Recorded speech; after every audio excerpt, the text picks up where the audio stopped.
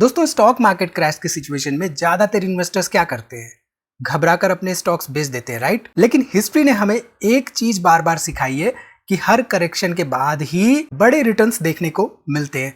अब यहाँ पे सवाल ये है कि क्या हर गिरा हुआ स्टॉक अपॉर्चुनिटी लेकर आता है या फिर कुछ सर्टेन स्टॉक्स गिरते हैं वैल्यू ट्रैप बनकर।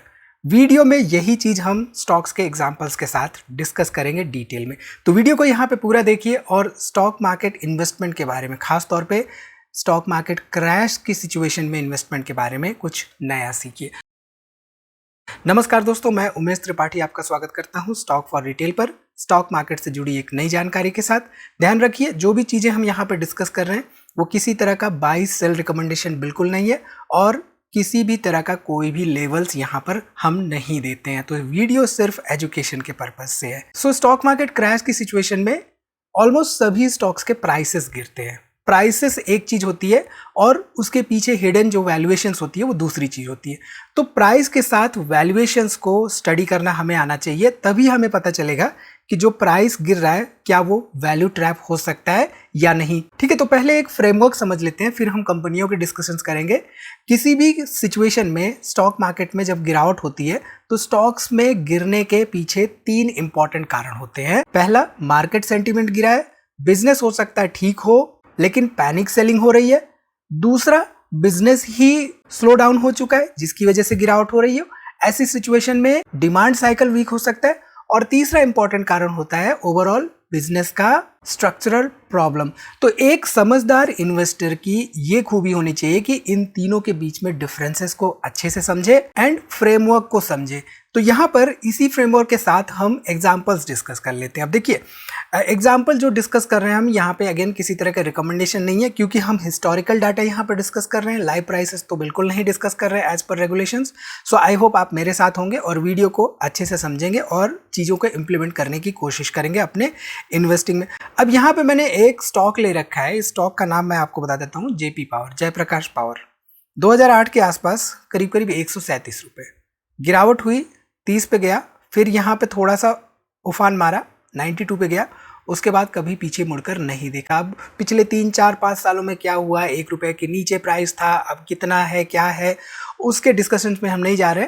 बट यहाँ पे कहने का मतलब ये है कि सर्टेन स्टॉक्स, कुछ स्टॉक्स ऐसे होते हैं जिनमें कि तीन जो भी हमने यहाँ पे इश्यूज डिस्कस किए, राइट, उन तीन इश्यूज में से कोई एक सर्टेन इशू में अगर फंस जाते हैं कि बिजनेस साइकिल में फंस जाते हैं या ओवरऑल मैनेजमेंट या बिजनेस का जो स्ट्रक्चर है उसमें फंस जाते हैं या इन्वेस्टर के सेंटीमेंट ट्रैप में फंस जाते हैं, तो ऐसे में इनमें हायर हाई के बजाय हमें लोअर लो लोअर हाई देखने को मिलने लगता है। यानी कि लोअर हाई है, लोअर लो है, लोअर हाई, लोअर लो, लोअर हाई, लोअर लो देखने को मिलने लगता है।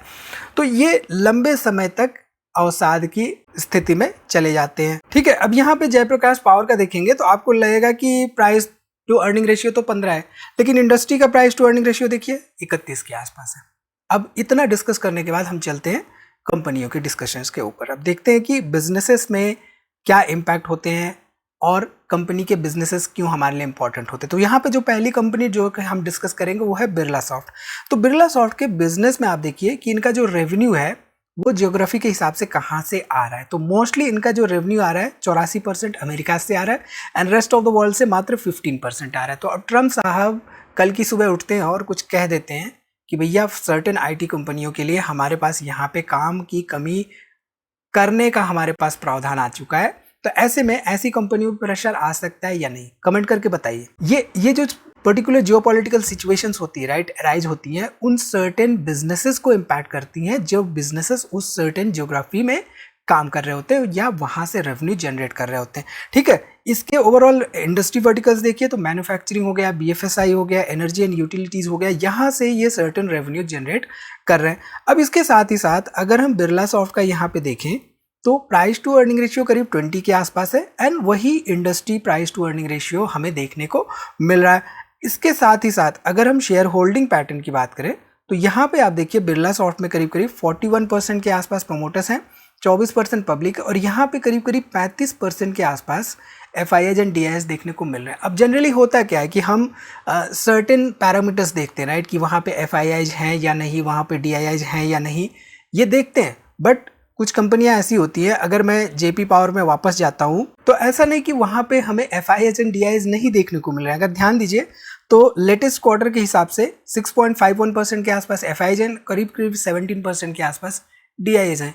तो उनका क्या थॉट प्रोसेस होगा ऐसी कंपनियों में इन्वेस्टमेंट करने का, ये हमारे लिए एक सोचने वाली बात होती है। ठीक है, तो बिरला सॉफ्ट जैसी कंपनियों में गिरावट के कारण समझना हमारे लिए इंपॉर्टेंट है, ना कि प्राइसेस नीचे गए हैं ये देखना। तो अगर हम ध्यान दें तो IT सेक्टर में हमें एक ग्लोबल स्लो डाउन देखने को मिला पिछले 2 सालों में। साथ ही साथ AI की जब बातें होने लगी, क्लाउड की खासतौर पे बातें होने लगी, एंथ्रोपिक क्लाउड की, तो ऐसे सिचुएशंस में जो इन्वेस्टर्स हैं, राइट, उनके मन में एक तरह से कंफ्यूजन काइंड ऑफ सिचुएशन है।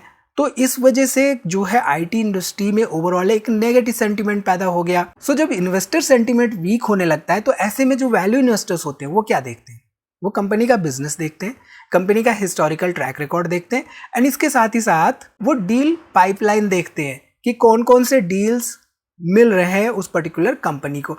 अब इसके बाद भी रिस्क्स हो सकते हैं, तो ये बातें भी ध्यान में देके चलनी चाहिए इन्वेस्टर्स को। ठीक, चलिए अब यहाँ पे बात कर लेते हैं दूसरी कंपनी के बारे में। तो जो दूसरी कंपनी है वो टायर इंडस्ट्री की कंपनी है, PCBL। अब टायर इंडस्ट्री किस सेक्टर से इम्पैक्ट हो सकती है, किस चीज़ से इम्पैक्ट हो सकती है? आजकल हम क्रूड ऑयल की बातें करते हैं, राइट, कि फला जगह पे जो है स्ट्रेट ऑफ हॉर्मुज में वहाँ पे बंद कर दिया तो क्रूड ऑयल के प्रेशर, ऑयल प्राइसेस उसके बढ़ने लगे। तो कहीं क्रूड ऑयल तो नहीं इस्तेमाल होता है टायर की मैन्युफैक्चरिंग में। तो ये सब बातें जो है एज एन इन्वेस्टर जब भी हम इन्वेस्टिगेशन करते हैं, एनालिसिस करते हैं किसी भी कंपनी की, तो उसके अंडरलाइंग बिजनेस की एनालिसिस करते समय हमारे लिए इंपॉर्टेंट हो जाता है कि जो भी रॉ मटेरियल्स होते हैं उस प्रोडक्ट को मैन्युफैक्चर करने के लिए उस पे क्या कोई जियोपॉलिटिकल इश्यूज या सर्टेन जियोग्राफिकल कंडीशंस के हिसाब से इम्पैक्ट्स पड़ते हैं या नहीं। ठीक है, यहाँ पे अगर हम PCBL की बात करें तो अपने बिजनेस सेगमेंट में 6ठे नंबर पे है। साथ ही साथ स्पेशलिटी ब्लैक प्लेयर जो कि अगर हम बात करें ग्लोबली तो ये 4थे नंबर पे आता है। भारत में देखें तो अमॉन्ग्स द टॉप 3 फॉस्फोनेट प्रोड्यूसर है। साथ ही साथ नेक्स्ट जेन बैटरीज में अगर हम देखें तो ये जो भी काम कर रहे हैं उसमें नंबर 1 की पोजीशन हमें देखने को मिल रही है। तो बिजनेस में क्या क्या ट्रांसफॉर्मेशंस हो रहे हैं, प्राइसेस एक जगह लेकिन बिजनेस एक जगह। तो बिजनेस मैटर करता है, प्राइसेस उतने ज़्यादा मैटर नहीं करते हैं एक लॉन्ग टर्म इन्वेस्टर के लिए। तो बिजनेस पे फोकस रहना चाहिए जब भी एनालिसिस करते हैं। ठीक है, अब यहाँ पे बिरला सॉफ्ट की बात हमने इनफैक्ट कर ली है, बात हम यहाँ पे कर लें PCBL की, राइट। तो PCBL में देखिए 53% के आसपास प्रोमोटर्स हैं, 30% के आसपास पब्लिक है, और यहाँ पे करीब करीब 16% के आसपास हमें FIIs एंड DIs देखने को मिल रहा है। थोड़ा सा इन्वेस्टमेंट यहाँ पे गवर्नमेंट का भी देखने को मिल रहा है। ठीक, अगर हम ध्यान दें तो प्राइस टू अर्निंग रेशियो करीब करीब 37 के आसपास है और इंडस्ट्री का 34 के आसपास प्राइस टू अर्निंग रेशियो देखने को मिल रहा है। ठीक है, तो जब किसी बिजनेस सेगमेंट में डिमांड साइकिल वीक होती है तो ऐसे में इन्वेस्टर्स क्या देखते हैं? इन्वेस्टर्स फंडामेंटल्स देखते हैं, रिटर्न रेशियोज देखते हैं, साथ ही साथ कैपेसिटी एक्सपेंशन के प्लान्स भी देखते हैं। तो अगर बिजनेस ट्रांसफॉर्मेशन सक्सेसफुल होता है तो मार्केट परसेप्शन भी समय के साथ बदलता है। हालांकि गारंटी किसी बात की नहीं होती है, ये बात हमें समझ के चलना चाहिए। ठीक है, अब यहाँ पे बात करते हैं तीसरे बिजनेस के बारे में जो कि बिल्कुल अलग बिजनेस है, पेज इंडस्ट्रीज लिमिटेड। अब इसका जो बिजनेस सेगमेंट है पिछले कुछ समय से प्रेशर में आता हुआ देखने को मिल रहा है। कंजम्पशन स्लो डाउन हुआ है, हाई वैल्यूएशंस की एक्सपेक्टेशंस है।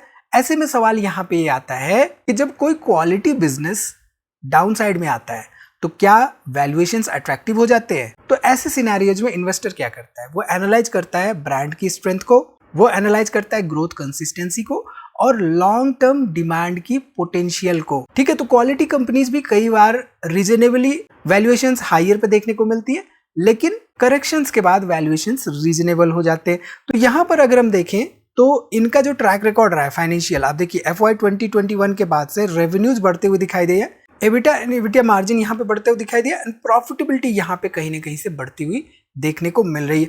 अगर हम पेज इंडस्ट्रीज के ओवरऑल शेयर होल्डिंग पैटर्न की बात करें तो यहाँ पे करीब करीब 43% के आसपास प्रोमोटर्स हैं, केवल और केवल 4.5% पब्लिक है, और यहाँ पे आप देख सकते हैं 51-52% के आसपास यहाँ पे हमें FIIs एंड DIs देखने को मिल रहे हैं। इसके साथ ही साथ अगर हम वैल्यूएशंस पर्सपेक्टिव से देखें तो प्राइस टू अर्निंग रेशियो अभी भी 43 के आसपास है, हालांकि industry price to earning ratio already 21 के आसपास हमें देखने को मिल रहा है। सो ऑल इन ऑल हमने यहाँ पे 3 एग्जांपल्स लिए। किसी में हमें इन्वेस्टर सेंटिमेंट देखने को मिला, किसी में साइक्लिकलिटी एंड बिजनेस ट्रांसफॉर्मेशन देखने को मिला, एंड किसी में ओवरऑल प्रीमियम कंज्यूमर सेगमेंट में हमें ओवरऑल स्लो डाउन देखने को मिला। सो यहाँ पे सबसे इंपॉर्टेंट टेक अवे क्या है? सबसे इंपॉर्टेंट टेक अवे ये है कि हर गिरा हुआ स्टॉक अपॉर्चुनिटी नहीं होता है। इन्वेस्टर को हमेशा 3 चीजें एनालाइज करनी चाहिए: business quality, valuation comfort and growth visibility. तो अगर ये तीनों अलाइन होते हैं तो ऐसे सिचुएशंस में लॉन्ग टर्म इन्वेस्टिंग केस बन सकते। तो इस वीडियो में इतना ही। अगर आपको इस तरह की एनालिसिस पसंद आ रही है तो इस वीडियो को लाइक करें। अभी इस सिचुएशन में कौन सा फॉरेन स्टॉक इंटरेस्टिंग लग रहा है उसके बारे में भी कमेंट करें। मिलते हैं अगली वीडियो में एक इसी तरह की जानकारी के साथ। तब तक आप हमारी दूसरी वीडियोस देखते रहिए। इस वीडियो को अपने दोस्तों में शेयर करना ना भूलिए। डिस्क्रिप्शन में कुछ इंपॉर्टेंट लिंक्स हैं, उनको जरूर से जरूर एक्सप्लोर करिए। So see you in the next video. Till then keep learning and हमारी दूसरी वीडियोस जरूर से जरूर देखते रहिए।